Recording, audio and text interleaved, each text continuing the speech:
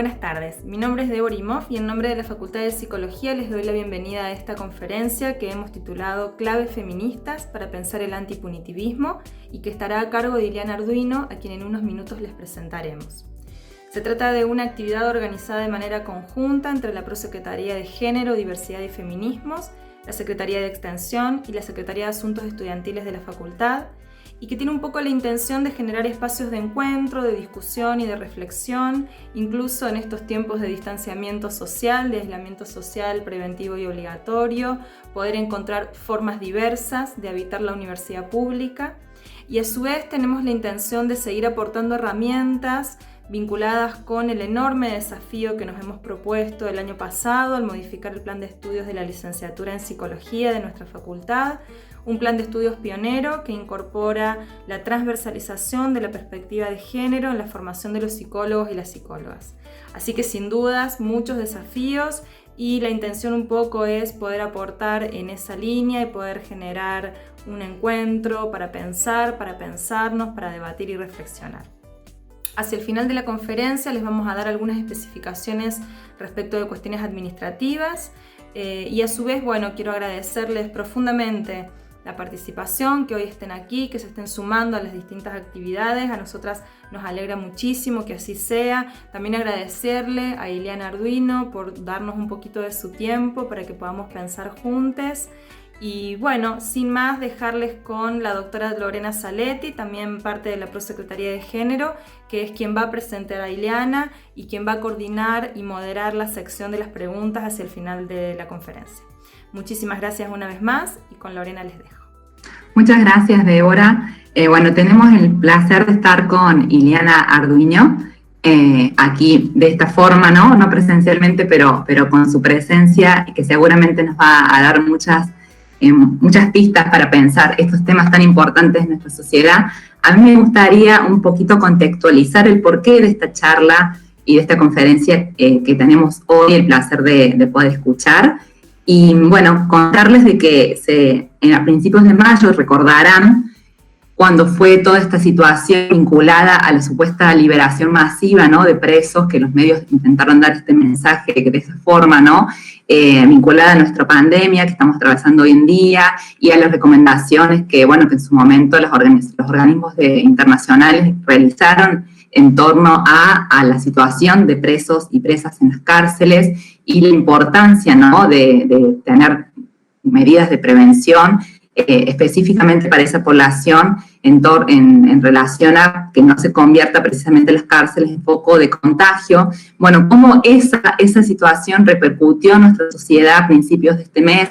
Nos pareció muy interesante, sobre todo porque también causó un revuelo social grande, y hubo unos cuestionamientos en torno a unas preguntas en las redes sociales, sobre todo al dónde estaban las feministas ante esta situación, Entonces nos pareció que Ileana era quien mejor podía darnos algunas claves para pensar en torno a las preguntas que esa situación generó, en torno a cuál es el rol de las cárceles en nuestra sociedad, en torno a los feminismos en relación a estos debates, porque, la voy a presentar y ya verán por qué. Ileana es abogada con formación en Derecho Penal, coordinadora del Grupo de Trabajo de Feminismo y Justicia Penal del INESIP y docente de la beca Cosecha Roja, dirigida a periodistas de toda América Latina.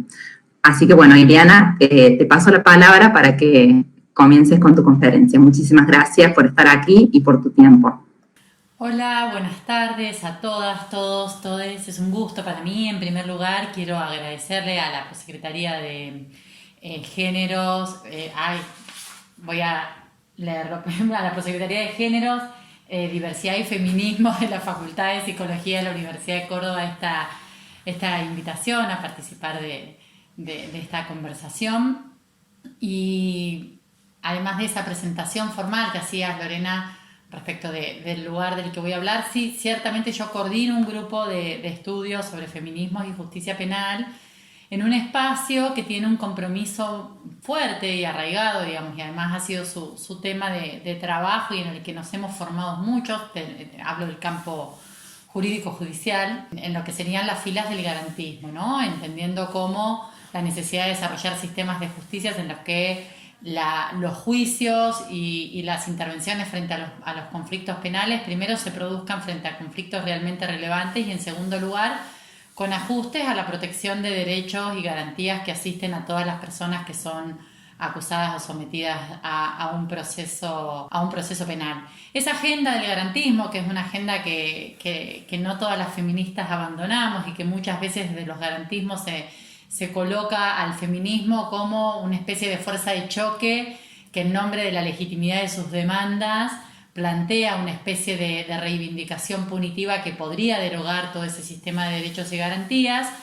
En realidad también habemos quienes militamos o nos enrolamos o adherimos a un montón de líneas críticas que han sido gestadas al calor sobre todo de las reflexiones de las feministas afro, de las feministas que en los primeros momentos de lo que se ha dado en llamar, no me gusta, no me cae simpática la periodización por olas, pero la voy a usar porque a todas todavía nos resulta gráfica, interpelaron a aquellos primeros feminismos blancos, liberales, de clase media. Estoy hablando de los movimientos y su emergencia quizás en países como Estados Unidos, centrales, un poco distinta a la emergencia de los feminismos nuestros, pero en definitiva fueron las mujeres negras, las provenientes de movimientos del activismo negro, las que plantearon a través de distintas iniciativas que muchas de las herramientas que se proponían como respuesta válida para los conflictos que se iban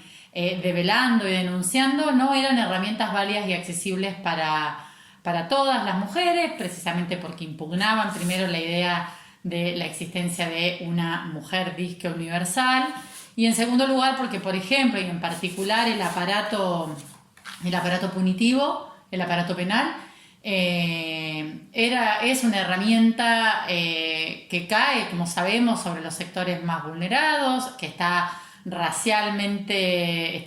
racializada, que funciona en base u opera en base a indicadores de clase y raza y que para muchas de estas mujeres la reivindicación de una herramienta que conocían por la opresión, por sus otras intersecciones, por la concurrencia de otros regímenes de jerarquía, no eran herramientas válidas. Esto produjo un montón de críticas, sobre todo en el campo de la criminología.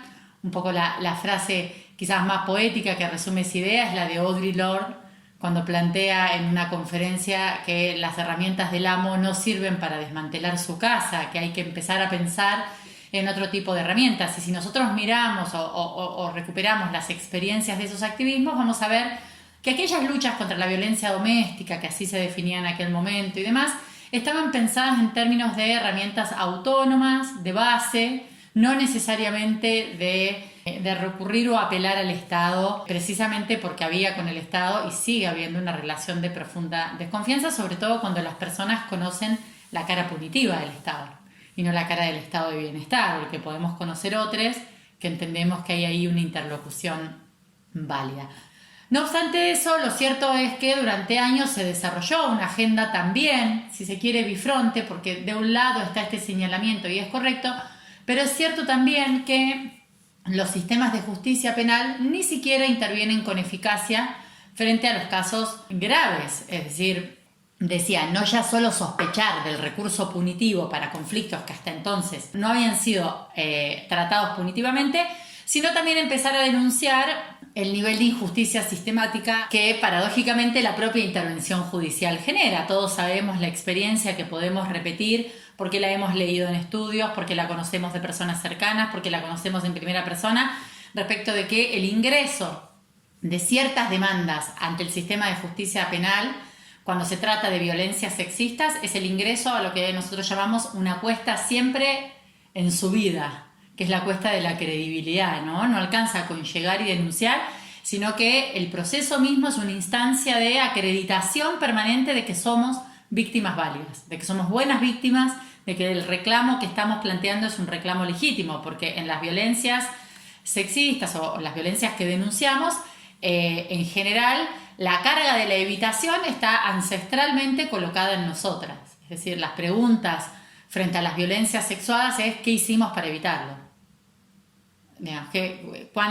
¿Cuánta adherencia al rol y a las exigencias disciplinarias de la buena chica recomiendo un trabajo muy interesante de Esther Madriz, una criminóloga venezolana del año 92 o 93, que se llama A las chicas buenas no les pasa nada malo, que precisamente trabaja con esta noción, ¿no?, de cuánto de la adherencia al estereotipo nos es exigida al momento en el que nosotros queremos reclamar. Es decir, un reclamo por una violencia sexista está acompañado también de una devolución, se los llama juicio sobre las víctimas, a diferencia de lo que ocurre con cualquier otro delito, de preguntas que en torno, por ejemplo, a la idea de consentimiento se nos van a devolver. Y van a ser preguntas, podemos encontrar ejemplos grotescos, podemos encontrar expresiones más sutiles, pero en definitiva expresan la pregunta genérica de ¿qué hicimos para evitarlo? En términos literarios, quizás el trabajo de Belén López Peiró, que publicó hace 2 años, ¿Por qué volvías cada verano?, un trabajo de no ficción, una especie de no ficción coral en la que da cuenta de la situación de abuso a la que era sometida por parte de un tío cuando era una niña, y lleva ese título que es por demás elocuente respecto de esta interdicción que va a suceder sí o sí cuando relatemos un hecho de estas características en los tribunales o en otros lados, en nuestros espacios íntimos.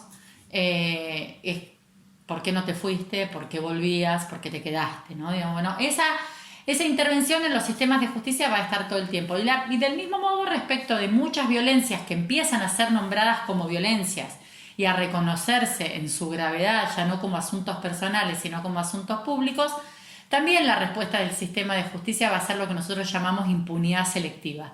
Justo ahí donde la simetría de género talla para que esa violencia sea posible, el sistema judicial la expulsa de su tratamiento. Ni siquiera pensemos todavía en si estamos de acuerdo con que eso sea castigado penalmente o no. Sencillamente, cuando es planteado, todavía no se rompe la inercia de que son asuntos privados. Por supuesto, hay matices y estoy yendo con un fibrón grueso, pero en todo caso, de lo que se trata también para ciertos feminismos en algún momento, no es del reclamo. No todas las reivindicaciones son punitivistas en el sentido de expandir el aparato penal. También hay mucho del reclamo que tiene que ver con que responda donde debió haber respondido y precisamente por el funcionamiento de asimetrías de género no lo hizo. Porque la violación, por ejemplo, es delito desde, si queremos hablar en términos de Código Penal, desde principios del siglo pasado en nuestro país. Y lesionar a otra persona en una pelea o lesionar a otra persona no en una situación de pelea, sino sencillamente lesionarle y producirle un daño físico, por lo menos podríamos discutir psíquico o psicológico, también es delito desde principios del siglo pasado. Sin embargo, son 2 circunstancias en las que cuando el conflicto era un conflicto caracterizado por la violencia de género, esa dimensión se deja fuera y se desmerece completamente la entidad que tiene, ¿no?, desde el punto de vista de su gravedad delictiva. Entonces pienso yo que una primera distinción con la que trabajamos muchas feministas es decir, no es cierto que todas las feministas tengamos una fe ciega en la herramienta punitiva, nos hemos formado y hay herramientas para formarse en la sospecha, porque si miramos cómo trata el sistema penal no solo a las víctimas, sino también a las mujeres cuando son acusadas, vamos a encontrar que asiste mucho de la razón a esta expresión de Audre Lorde respecto de las armas del amo no sirven para desmantelar su casa. Cuando el aparato penal se dirige para disciplinarnos a nosotras como acusadas, lo hace con una virulencia extrema, lo hace de esa forma cuando abortamos y sigue siendo delito abortar, lo hace de esa forma cuando no respondemos a los estereotipos de la buena madre y calzamos por el contrario en las narrativas de la mala madre, más allá de la figura del aborto. Lo ha sido durante mucho tiempo y lo sigue siendo a través de la línea de la criminalización de hecho del trabajo sexual. En fin, hay un montón de formas del aparato punitivo que nos muestran que aunque en determinados momentos en nuestro nombre se afile la guillotina, tarde o temprano el propio sistema se encarga de que esa guillotina mantenga intensidad cuando las acusadas somos nosotras y por otro lado existen todavía reaseguros y válvulas de escape para que finalmente la intensidad punitiva en nuestro nombre a la hora de los hechos, a la hora de los juzgamientos, todavía encuentre atajos para escabullirse. Voy a poner 2 ejemplos por si esto resultara un poco opaco en la descripción. Cuando fue el femicidio de Micaela García, la principal reforma legislativa que hubo en abril de 2017, ¿verdad? Fue el hecho. Ay, ahora qué vergüenza, no me acuerdo si fue abril de 2017 o 2018, pero en todo caso dio lugar a una reforma legislativa básicamente punitivista, endurecimiento de las condiciones de ejecución de la pena, no sale nadie. Había habido un intento de reforma similar y una reforma en 2012-2013 con otra Micaela víctima de femicidio, también con un femicida, una persona condenada por femicidio que había cometido el hecho durante una salida transitoria, y la respuesta es miméticamente la misma. Yo escribía hace poco, bueno, cuando las respuestas autoritarias no funcionan, no hay disposición a resolverlas, sino una cierta comodidad para decir no fue lo suficientemente autoritario. Se puede ser todavía un poco más autoritario. Y eso es lo que pasa con la demagogia punitiva. En ese punto, esa ley agravó un montón de circunstancias de excarcelación o de egreso anticipado de la cárcel para casos que no tienen nada que ver con las violencias sexistas. Eso implica que hoy las personas que están condenadas por suministro ocasional a título gratuito de drogas, por la ley de drogas, que es un delito que tiene una pena máxima de 3 años, según el Código Penal no podrían asistir a una libertad condicional. Según el Código Penal y las causas que tramitan en los tribunales, salvo excepciones. Eso afecta a la mayoría de la población trans, travesti privada de la libertad en la Argentina. Es decir, es en nombre de una legislación aprobada en ocasión de decir que era una reacción frente a una práctica femicida, que la guillotina punitiva se afila y se cae sobre una de las comunidades más vulneradas de todas en términos de derechos si pensamos con perspectiva sexogenérica. Al mismo tiempo podría decir que la primera persona condenada con esa legislación vigente para proteger frente a las violencias sexistas es Nahir Galarza, que confesó haber disparado a una persona, pero digo, con 19 años es la primera persona que va a ser sometida en la misma provincia en la que Micaela García fue víctima de femicidio a una ejecución de pena extremadamente endurecida en nombre nuestro, extremadamente endurecida. Y cuando miramos qué es lo que sucede dentro de los establecimientos penitenciarios, las condiciones están bastante inmodificadas, para utilizar la categoría de McKinnon. La cárcel sigue siendo básicamente un lugar muy parecido que quizás por sí mismo dejamos de mencionar o de calificar como centros de tortura.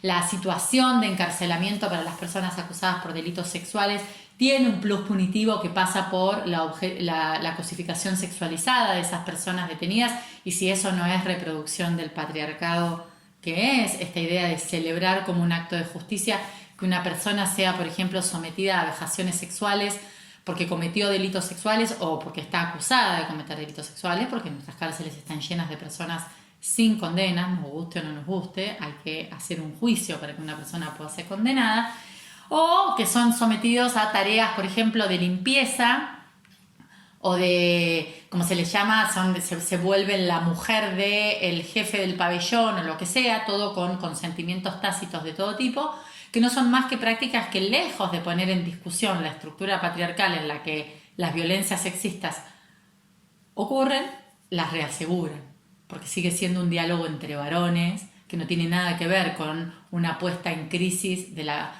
práctica de la violación como un acto de poder o como un delito que excede las decisiones puramente individuales. Por supuesto que las personas que cometen delitos sexuales sobre otras deben responder por esos hechos, pero el modo en el que está construida la posibilidad de esa respuesta es y ese modo es un modo en extremo funcional a las violencias que nosotros decimos combatir. Pero también es cierto, entonces ahí tenemos un frente crítico, digamos, respecto de la expectativa punitiva. Ahora, o podríamos pensar si en realidad lo que necesitamos no es revisar la experiencia carcelaria, las condiciones en que las personas son sometidas, cuáles son las opciones de tratamiento que hay, cuál es el tipo de abordaje, qué formación tienen los profesionales, los peritos que intervienen en este tipo de casos, que acompañan el proceso de resocialización, que de nuevo, nos guste o no, la Constitución dice que resocializarse es un derecho para todas las personas. ¿Cuánto de innovación hay en eso y cuánto no? Entonces, de repente, cíclicamente, porque en este país nadie puede ser condenado a estar encerrado perpetuamente, la discusión sobre la situación de egreso se vuelve a plantear. Y nosotros podemos, en una situación como la que planteó el COVID, tapar y colocar debajo de la alfombra y decir, bueno, no, que no salgan los abusadores sexuales, que es una idea que circuló, pero se nos va a presentar y uno tendría la tendencia a decir, sí, la verdad es que no empezaría por los delitos más graves. Las cárceles están llenas de personas que han cometido delitos menores contra la propiedad, que no han dañado a otras personas. La mayoría de las mujeres y las personas trans, travestis, presas no han dañado, salvo defensivamente, a otras personas. En su mayoría están presas por delitos de subsistencia.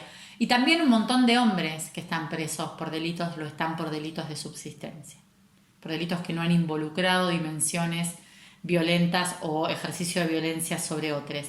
Entonces, empezar por quienes han cometido delitos particularmente graves es un poco provocador.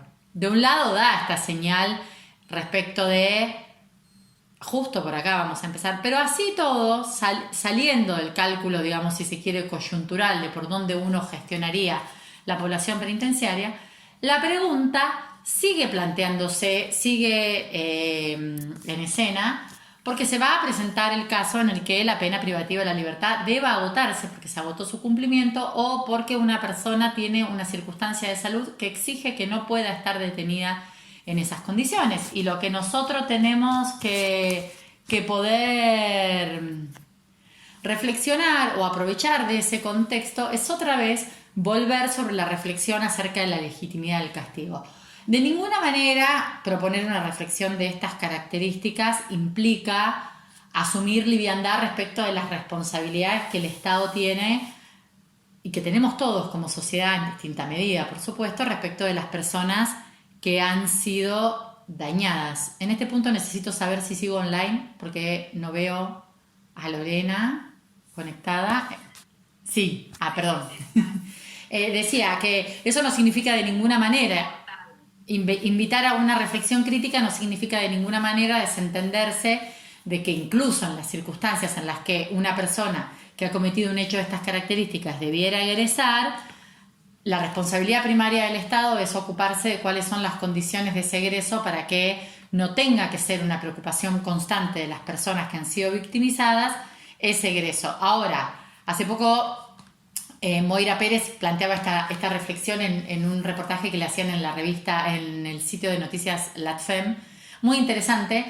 Tenemos que poder poner en discusión por qué, si confiamos tanto en la cárcel, la posibilidad de que alguien salga de ahí nos genera la angustia y la desesperación que genera. Es decir, estamos en algún sentido conformándonos, por supuesto utilizo la palabra entre comillas, con una respuesta que sabemos completamente ineficaz porque es la respuesta que está a mano.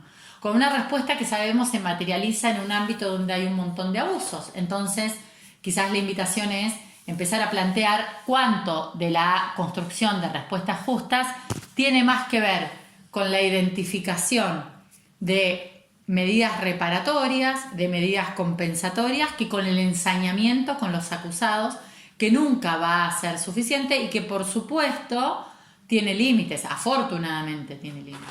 Salvo que estuviéramos dispuestas a decir que porque somos afectadas por un cierto tipo de victimización, en nombre nuestro, la afectación o la violación de derechos puede ser una herramienta válida, ya vemos quienes sostenemos que no. Creo que me desordené un poco, pero para retomar, decía, esta posibilidad de poner en discusión también nos tiene que conmover a sacudir estructuras que tenemos muy internalizadas, y es la idea de que si no pregonamos en favor del castigo somos cómplices o inmediatamente de una manera maniquea lo que proponemos es impunidad. Creo que el desafío es empezar a pensar sistemas de responsabilidad que no confundan responsabilidad necesariamente con castigo carcelario y punitivo en los términos en los que existe ahora, nada más lejos incluso de la responsabilización que la dinámica punitiva actual, porque como enseña Angela Davis, la cárcel es un lugar al que nadie quisiera ir, que está ahí, que incluso muchos de nosotros miramos críticamente, pero constantemente apelamos a la cárcel precisamente porque tenemos la posibilidad de desresponsabilizarnos respecto de lo que ahí sucede y porque también nos presenta esta posibilidad de que se ha respondido respecto del acusado individual y no hay otro tipo de respuestas, no se articulan nunca otro tipo de intervenciones. Nos la pasamos diciendo que no son actos individuales, que no son monstruos, que las condiciones del patriarcado son estructurales, que hijos sanos del patriarcado, toda esta serie de consignas, pero luego cuando tenemos que construir salidas nos quedamos en la reivindicación de aquellas que están mucho más concentradas en el ensañamiento con el victimario que en la reparación, en la reintegración de derechos y en la reconstrucción de posibilidades para quien ha sido o haya sido victimizada.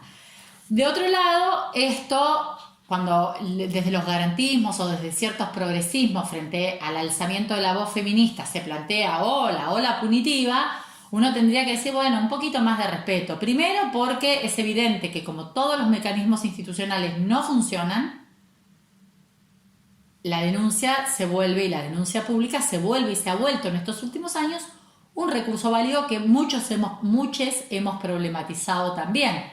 Pero así como a mí me parece importante refrescarnos para nosotras las feministas que esas herramientas son punitivas y que no se pueden utilizar, me refiero a los scratches, amparándonos en la empatía que tenemos con la causa o eligiendo que los scratches nuestros son como los scratches a genocidas. Porque alguien podría decirnos son como los scratches que se hacen a pibes que roban en el transporte público, y está lleno de scratches de esas características, o a trabajadoras sexuales. Entonces, la verdad es que la herramienta es lo que la herramienta es. Si construimos tácticamente en base a la necesidad de utilizarla, porque otros mecanismos no funcionaron, porque estamos hartas, porque lo consensuamos, bueno, daremos una discusión de por qué utilizamos esa herramienta, pero lo que no podemos desconocer es el carácter punitivo de esa herramienta. Que no intervenga el Estado no significa que esa herramienta no sea eminentemente punitiva y esté atravesada por las dinámicas del punitivismo. ¿Qué nos van a exigir? Ser buenas víctimas, sostener la denuncia, perseguirnos. Cuando alguna decide no escrachar, es cómplice. Cuando alguna decide disculpar, vean si no el debate mini que hay alrededor, voy a poner un ejemplo que puede parecer trivial, pero no lo es, con la idea de que Jimena Barón se volvió a vivir con Osvaldo. O no se da cuenta en las versiones más piadosas o es una traicionera. Pero no logramos identificar la posibilidad de la reparación y de la aceptación de la reparación como una respuesta válida, lo que implica que estamos permanentemente en la necesidad de manejar el patrullero que activamos. Cuando solo activamos sirenas y patrullas, después solo podemos patrullar. Con más gravedad aún cuando no identificamos que la estrategia que estamos desplegando es eminentemente punitiva. ¿Y qué nos sucede? Que nos responden con denuncias penales. Entonces también es importante conocer el carácter punitivo de la herramienta para saber que también nos puede venir devuelto de esa manera. De todas formas, aun cuando, decía yo, hacemos todas estas advertencias, también hay que advertirles a los que se escandalizan frente al scratch y nos invitan al debido proceso y sostienen que todo es desborde y exageración. Primero, que debiéramos tener un punto de acuerdo mínimo, que es al silencio no volvemos nunca más, ¿no? Siempre cito una pancarta hermosa que había en uno de los dos debates para aborto, que era: no tendrán la comodidad de nuestro silencio nunca, jamás, nunca más. Esto no sabemos convivir con este nivel de denuncia. Es un proceso que recién aparece, pero también al mismo tiempo tener registro de que la posibilidad de denunciar o escrachar a veces también es un privilegio, que a veces está muy sobregirado en el anonimato de las redes, pero que hay lugares o poblaciones pequeñas donde eso no es una posibilidad, o donde el costo de desplegar una herramienta de esas características es enorme. Entonces me parece que tenemos que poder volver sobre el acumulado de esa práctica para poder también tomar conciencia de su lado punitivo. Y del otro lado, decía, esta invitación a bajar el volumen también hay que ponerla en sospecha.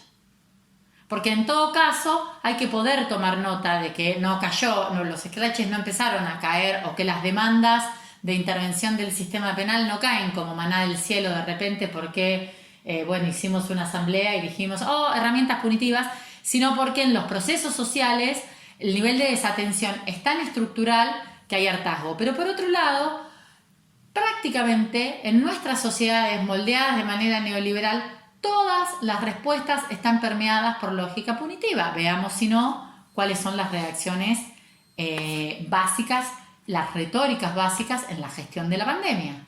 Entonces, justo cuando ese reclamo se articula desde los feminismos, la alarma punitivista suena con más fuerza que en otros casos. Es decir, si yo dijera que nos comprometemos con la eficacia del aparato judicial frente a las torturas en comisarías o frente a la criminalidad económica que saquea el sistema financiero y nos endeuda y compromete la perspectiva de vida de generaciones y generaciones, nadie diría que soy punitivista. Sin embargo, estoy involucrando o estoy apelando a una demanda de eficacia respecto de conductas que hoy son delito y que no encuentran respuesta porque la respuesta es impunidad. Bueno, lo mismo pasa con las violencias sexistas graves y con algunas violencias de género.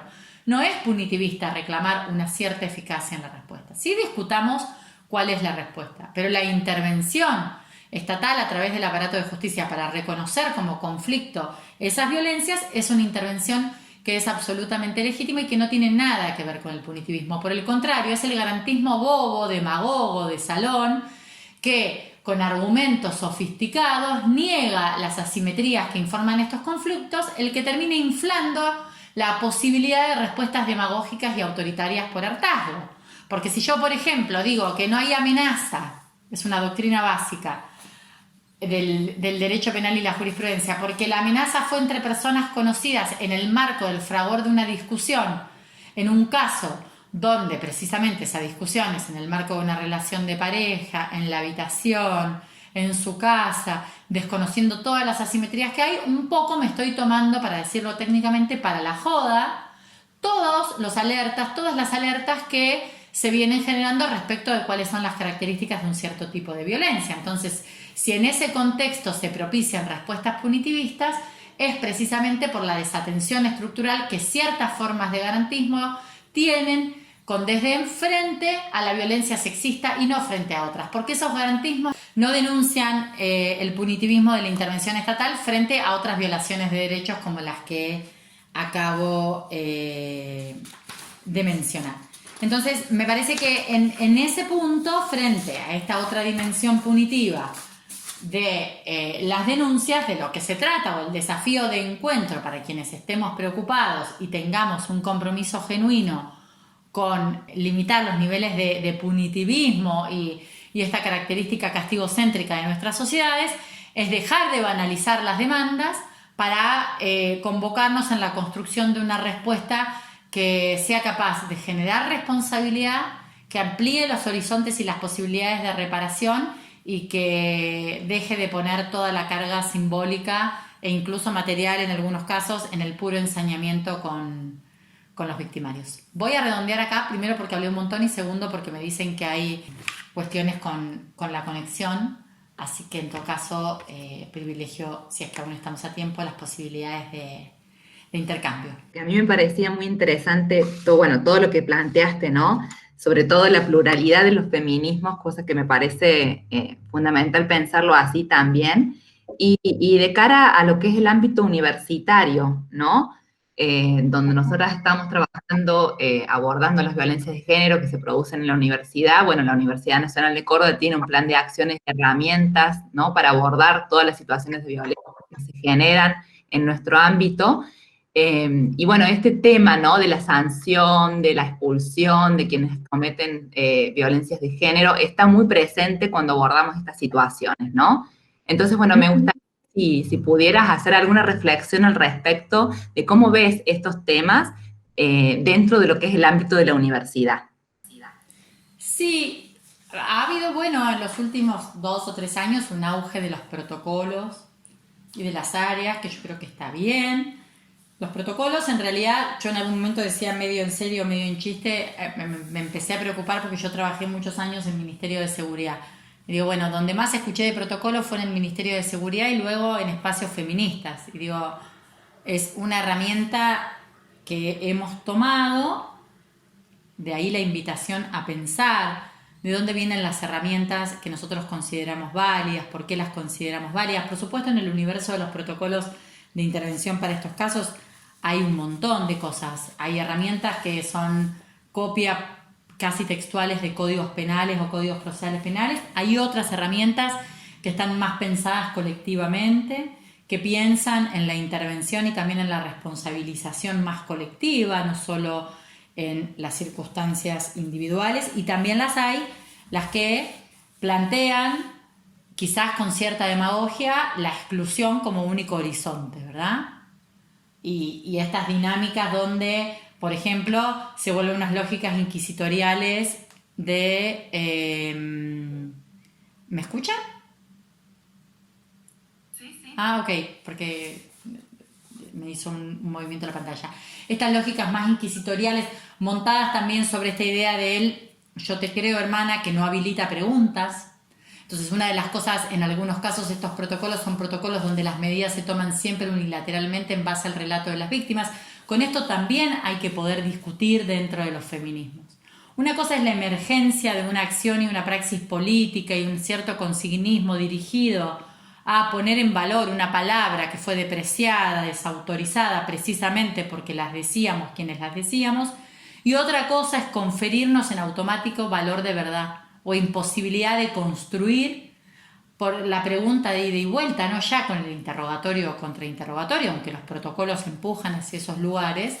¿Qué es lo que pasó?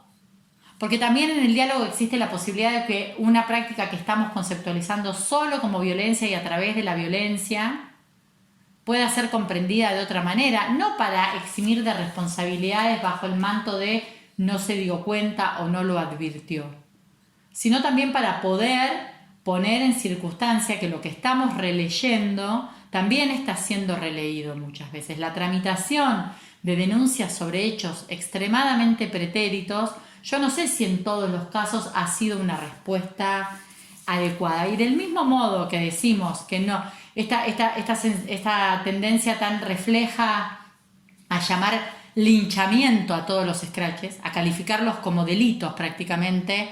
Hemos tenido un debate el año pasado en el encuentro de Historia de las Mujeres sobre esta categoría, cuando también podríamos pensar que son prácticas defensivas, y yo pienso que lo soy. Pero quisiera en este punto, sobre el uso de estas herramientas de denuncias, como de denuncias excluidas a la exclusión o la sanción, reponer un análisis que Noé Gal, que tengo entendida es cordobesa, hacía en relación con la presentación o con la circulación aquí en Argentina de Defenderse, el libro de Elsa Dorling. Una nota que ahora en este momento no me acuerdo dónde estuvo publicada, me disculpo por eso, pero tengo la anotación. Pero ella invitaba, así como planteaba, como siguiendo el trabajo de Dorling, que a nosotras nos cuesta ser reconocidas como sujetas que nos estamos defendiendo, sino que rápidamente aparece la captura criminalizante. Están linchando hombres. Bueno, linchar es otra cosa, ¿no? Y la gente que es linchada en serio lo sabe, digamos. Linchar es materialmente una cosa muy distinta. Ahí donde podríamos estar pensando en nos estamos defendiendo, se instala una imagen criminal. Pero así todo, ella recoge el guante en esa nota y dice, y planteaba, ¿no? Dice, ¿cuáles son nuestras armas hoy? ¿Serán las movilizaciones, las redes colectivas, la hipervisibilización en las redes y los medios de nuestros conflictos, de la violencia que vivimos a diario, en fin, de nuestra vida? ¿El scratch es un arma? ¿Qué tipo de scratch? ¿El colectivo o el individual? También poder reponer esa pregunta y trasladar esa pregunta a los mecanismos de denuncia que fuimos institucionalizando.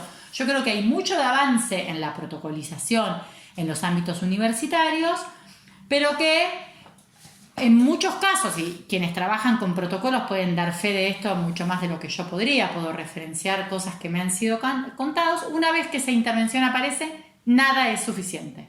Está en la facultad, que no venga a clases, que no ingrese nunca más, que no pueda estudiar en la universidad, no cruzármelo. Hay una variedad de demandas muchas veces que aun cuando la intervención existió, o por ejemplo porque alguien fue separado temporalmente pero luego vuelve, porque no existen las penas intemporales ni siquiera administrativas en este país, eso es percibido como una situación de injusticia y de impunidad. Entonces yo creo que esa percepción, que no puede ser habilitada como un vale todo para que la intervención institucional sea cualquiera en cualquier circunstancia, evidentemente en muchos casos termina generando una insatisfacción. porque nada parece suficiente. Quizás no lo sea, pero en todo caso lo que hay que volver a discutir es precisamente qué tipo de intervención estamos queriendo respecto a estas violencias.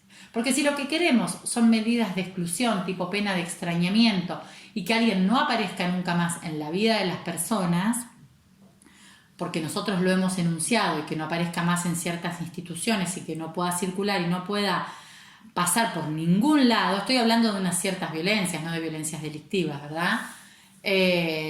Bueno, tenemos que poder discutir políticamente esas propuestas, porque eso dice mucho del tipo de comunidad en el que estamos proponiendo vivir. Y tenemos que estar dispuestos también a poner en evidencia que las asimetrías que nosotros identificamos como feministas o como mujeres, como cismujeres, como lesbianas, como travestis, pero en general muchas de estas demandas han sido construidas por cismujeres, esto hay que poder decirlo también, no expresan el conjunto de la demanda y las posibilidades. También tenemos que estar dispuestas a que cuando el esclarecimiento sea de otros privilegios, como por ejemplo de clase, de raza, las mismas herramientas sean propuestas para las violencias que nosotros ejercemos, porque yo, por lo menos cuando pienso en todas estas cosas, las pienso también desde mi condición de blanca profesional clase media, que puedo, bajo, como dice Cata Trevisache, bajo cierta hegemonía de la lengua feminista, postular cierta entidad para reclamar algunas herramientas en nombre de las legitimidades ganadas por las reivindicaciones feministas, pero si pienso en un mundo donde las estructuras jerárquicas se interseccionan y además no de una manera estable y de una vez para siempre, de manera mucho más compleja, bueno, probablemente pueda poner el foco en la opresión y pensar de una manera menos binaria también en relación con el aparato punitivo, no siempre como un aparato que yo voy a tener por el mango. Creo que tenemos que poder sospechar de esta disponibilidad punitiva que nos es colocada tan en las narices. Entonces me parece que está bien, que los protocolos se institucionalizan, que tienen que servir también para bajar la entidad. O sea, muchas veces me pregunto ¿para qué hay protocolos si los scratches siguen? ¿Qué tipo de invitación a la reflexión, a la reparación hay si la intervención institucionalizada no frena la intervención no institucionalizada? Entonces cuando uno plantea cosas de estas características, estoy pensando en algunas intervenciones más en colegios secundarios, pero supongo que en algunas universidades pudo haber pasado lo mismo, es señalado como cómplice o como alguien que está invitando a callar un conflicto. Pero si acordamos una cierta intervención, acordamos una cierta intervención. Lo que me parece que ponen a veces en claro estos mecanismos es que no está del todo claro qué es lo que estamos queriendo alrededor de las intervenciones. Y en otros casos me parece que ha habido funcionamientos exitosos. Me parece muy interesante lo que estabas comentando, ¿no? Del lugar, ¿no? De los scratches, de también la demanda de quienes vienen a solicitar abordajes en estos lugares, en estos espacios y desde los protocolos. Y también me acordaba de cuando se presentó el primer informe del plan de acciones en la universidad, de esos 2 primeros años donde el equipo comenzó a funcionar, muchas de las preguntas iban, y bueno, ¿cuánta gente se sancionó? ¿No?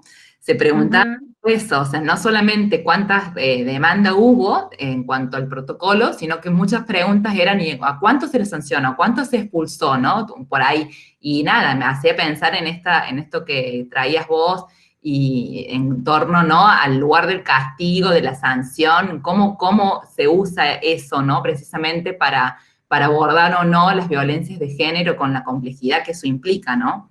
Sí, y también la impugnación o la obturación de las reparaciones o las posibilidades de compensación. O sea, nosotros tenemos a veces un discurso muy instalado del antipunitivismo, pero cuando se instalan posibilidades reparatorias o que no tienen quizás que ser aceptadas en el sentido de, por supuesto que esa es una decisión muy personal, pero una posibilidad de diálogo o de comprensión que no signifique de nuevo quitar responsabilidades, sino comprender qué es lo que ha pasado, porque si no, también con esta idea de no hay nada para escuchar de lo que la persona acusada tiene para decir, además de que es muy problemática en términos del derecho de defensa, es muy problemática respecto de la comprensión de los hechos en tantos sujetos relacionales, digamos, porque si no tenemos que pensar solamente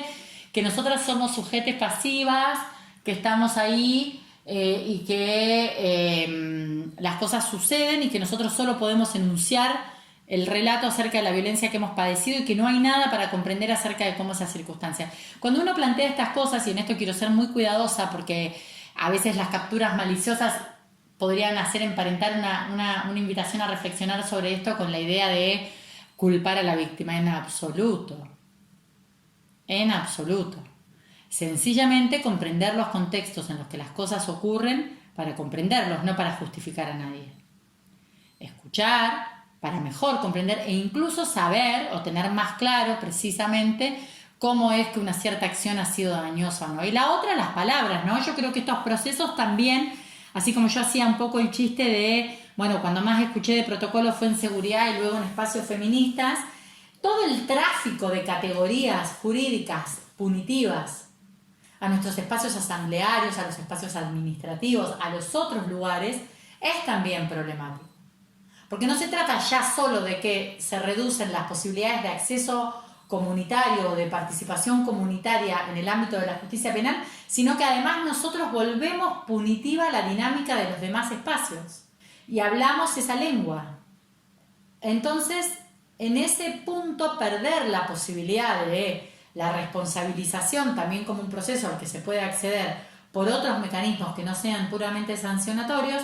Yo veía algunas reflexiones, y lo voy a volver a repetir por las dudas, esta idea de que Jimena Barón ha vuelto con su pareja, con su expareja, que ni siquiera sé si volvió y tiene una relación nuevamente de pareja o sencillamente está viviendo en la casa con él. Veamos, esto es lo que mostró, que festejó su cumpleaños y que entonces había reacciones indignadas de un lado, como no te creo nada, o sea, todo lo que te pasó pasa a ser mentira, una especie de desacreditación total, o pobre, no se da cuenta. Esas son las únicas dos narrativas posibles sobre la circunstancia. No hay ahí endija para la posibilidad de una reparación, de un estar en un lugar distinto, que no significa avalar las tropelías cometidas, sino sencillamente poder estar en otro lugar, digamos. Esta idea de pensar que no hay nunca reparación posible ni revinculación posible en ninguna circunstancia. Por supuesto que también está muy informada por las tropelías que se hacen, ¿no? Cuando uno piensa a veces en las cosas que hace la justicia civil y la justicia penal, obligando a revincular personas que no tienen ninguna voluntad de revincularse, o a revincular abusadores con niños en situación de abuso, cuando uno piensa en esas categorías, pero lo que se está trayendo es todo el tráfico de esas dinámicas en otro campo. Y está perdiendo la posibilidad de abrevar en otras dinámicas distintas. Porque no es gratis ese tráfico de categorías, de conceptos y de modos de ordenar el pensamiento. Yo doy unos talleres, daba en Anfibia, un lujo para mí, en Revista Anfibia, sobre relecturas feministas. Y en uno de ellos hice una dinámica en la que ponía, bueno, ¿qué es el punitivismo? Son de un público muy heterogéneo. Tan heterogéneo que hay personas que están haciendo sus tesis de doctorado o postdoctorado y conviviendo con personas que no tienen formación de grado. Pero en uno de ellos había una chica de 17 años que había protagonizado muchos scratches en un colegio. Y yo pregunté, ¿qué es el punitivismo? Y ella me contestó, tenían que poner opciones. Y todas daban respuestas muy, muy articuladas, muy conceptualmente, como con alguna lectura detrás. Y ella me dice, una forma de ordenar el pensamiento. Y yo tuve que disimular mi alegría cuando la escuché. Porque digo, claro, es eso. Estamos ordenados con una dinámica punitiva en la que amalgama muy bien con la injusticia, con la tradición de injusticias que atravesamos. Y que entonces siempre parece suficiente o adecuada. Pero cuando la miramos de cerca, al final parece ni suficiente ni adecuada. Y además nos pone a muchas personas que creemos que lo central de las luchas feministas y demás no es una reivindicación de tipo esencialista, sino que nos compromete con la erradicación de las opresiones, en mucha tensión cuando vemos que esas herramientas que se nos ofrecen tan simpáticamente son las mismas que humillan, que someten y que aseguran opresión a muchos otros, incluidas a muchas mujeres lesbianas, trans, travestis.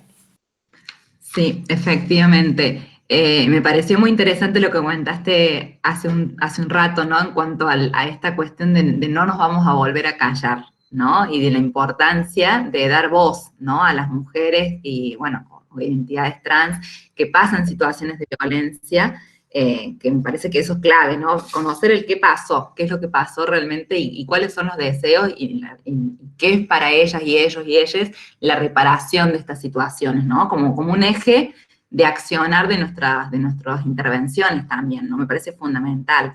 Y en ese sentido me parecía muy interesante lo que pusiste hoy en tu post de Facebook en cuanto a lo que pasó con Barreda, ¿no? Las repercusiones que tuvo y cómo se olvidan las historias que hay de las mujeres que hay ahí, ¿no? Sí, y cómo tenemos una especie de atención para la efeméride. Por supuesto, hablo de algunas expresiones. Nuestros barrios están llenos de mujeres que están sosteniendo cuerpo a cuerpo intervenciones frente a las violencias desde mucho antes de que masivamente estuviéramos y académicamente estemos dando estas discusiones, ¿no? Pero digo, en el ámbito, digamos, si se quiere, de lo que se comunica o de lo que se construye como noticia.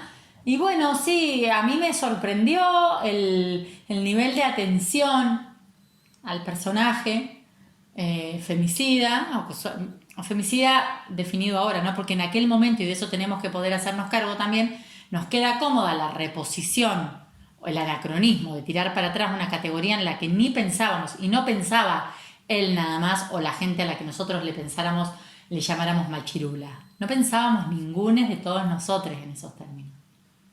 Entonces, lo que hay ahí es esta especie de concentración en ese personaje y no ver, por ejemplo, respecto, ya está, fue condenado, murió, cumplió su condena. ¿Por qué vamos a seguir hablando de él? ¿Por qué no vemos qué pasó con la política de armas en este país y cuántas mujeres, o cis mujeres, sobre todo siguen muriendo? Digo sobre todo por los registros estadísticos, ¿no? Por uso de armas de fuego, qué fue de ellas, esto que decía en el post que leíste, que levantó luego Cosecha Roja en una nota, qué pasó con la casa donde esto ocurrió, que iba a ser utilizada como un centro para atención de mujeres y está en un estado de abandono, porque eso publicó Infobae, unas fotos de un lugar derruido. Si tenemos, por ejemplo, en el caso de los organismos de derechos humanos, una tradición de lucha enorme, de construcción a partir de la memoria, de los que no están, no de los victimarios, centrada en los victimarios. Entonces, ¿por qué esa concentración en quien además ha sido sancionado, cumplió su pena y murió? No sé por qué sigue siendo el centro de nuestra atención principal, ¿no? Sí, efectivamente, y por seguir esta idea, ¿no? Me parecía interesante si pudieras comentar, para ir terminando, este último informe que salió publicado de tu grupo de trabajo sobre mujeres y sistema judicial, ¿no? Que retoma un poco estos circuitos y estos recorridos, ¿no? Que muchas de ellas van atravesando por distintos sectores de la sociedad, ¿no? Vos estás trabajando específicamente el sector judicial, pero bueno, también el sector salud, ¿no? Todo lo que es también Así es. otros organismos, ¿no? Pero bueno, si pudieras comentar un poquito brevemente el informe, te lo agradezco un montón. Sí, yo te agradezco mucho la pregunta, Lorena, primero porque es un trabajo que a nosotros nos costó mucho hacer, segundo porque, aunque parezca distante, yo creo que conecta con todas estas reflexiones. Es una investigación exploratoria muy pequeña que hicimos para ver qué respuesta tenían las personas que denunciaban violencia en el marco de sus relaciones de pareja o expareja, fueran o no convivientes, en un grupo de casos ocurridos en la ciudad de Buenos Aires. Es interesante porque lo que a nosotros nos interesaba ver se nos promete todo el tiempo, la Corte tiene un fallo, y todas nuestras provincias, ustedes van a ver en Córdoba, en todos lados hay como la gran llave maestra de la respuesta frente a la violencia es: se prohíbe la probation, se prohíben las mediaciones, se prohíben las salidas alternativas. Entonces, ¿qué pasa? ¿Por qué nos preocupa a nosotros ese universo de casos? Porque es cierto que son medidas que no funcionan bien tal como están pensadas, pero por algo que yo decía antes, no están pensadas porque no han sido pensadas para estas violencias. Entonces, los mecanismos, los criterios con los que se aplican, los mecanismos con los que se controlan están completamente fuera de foco, para decirlo de una manera sencilla.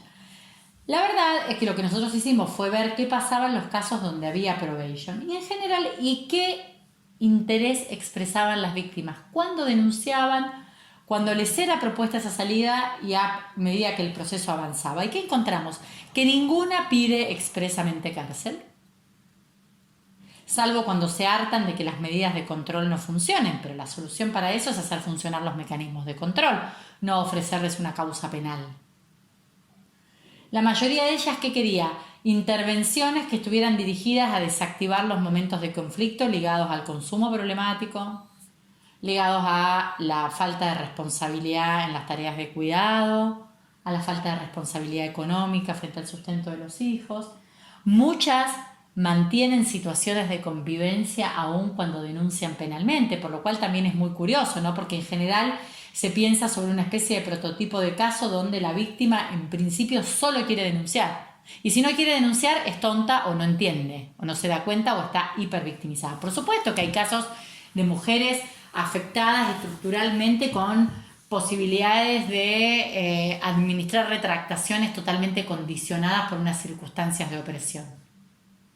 Pero no todas las mujeres que se retractan ni todas las mujeres que no quieren castigos están en esas circunstancias. Y en general hay muy poca escucha al interés de la víctima. Por lo que nosotros en esa investigación vemos es que en general es una respuesta que las mujeres convalidan cuando son adecuadamente consultadas y que las defrauda no por la respuesta en sí, sino por el modo en que la respuesta es implementada. Ahora vamos a trabajar en la profundización de esa investigación, pero lo que refiere es que las medidas, que ellas no son acompañadas, que no les es informado qué pasa con el caso. Muchas se enteran que el proceso termina muchas veces con un juicio, cuando el día que van al juicio teóricamente oral y se enteran ahí que van a firmar un abreviado en sus narices. En fin, hay un montón de deficiencias que lo que muestran es que no hay un modo de abordaje que se tome en serio eso que se llama tutela judicial efectiva.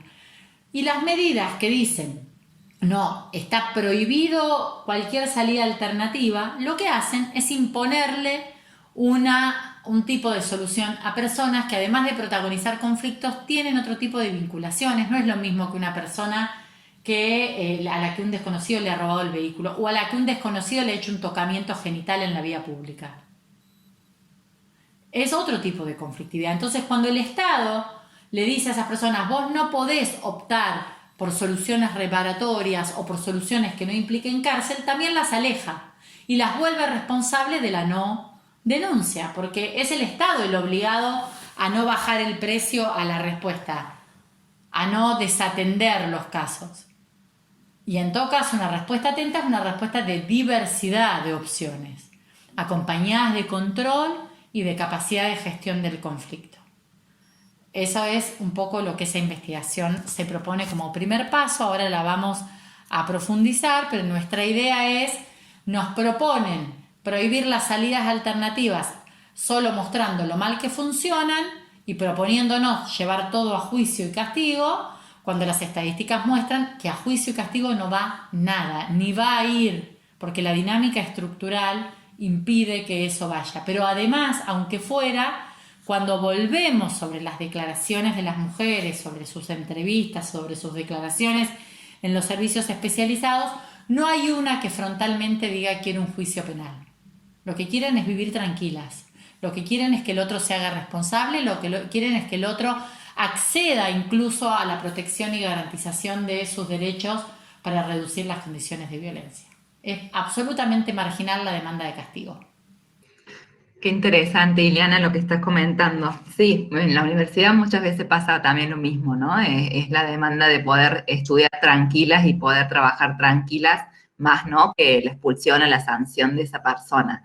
Suele pasar a veces también eso, y bueno, no siempre es entendido, ¿no? Por otros sectores que sí presionan para la expulsión, ¿no? Entonces, bueno, ¿cómo es la complejidad de toda esta problemática? La verdad que es muy interesante estas claves, ¿no? Que nos has dado para poder reflexionar en torno a las mismas, y te agradezco muchísimo tu tiempo en nombre de la facultad.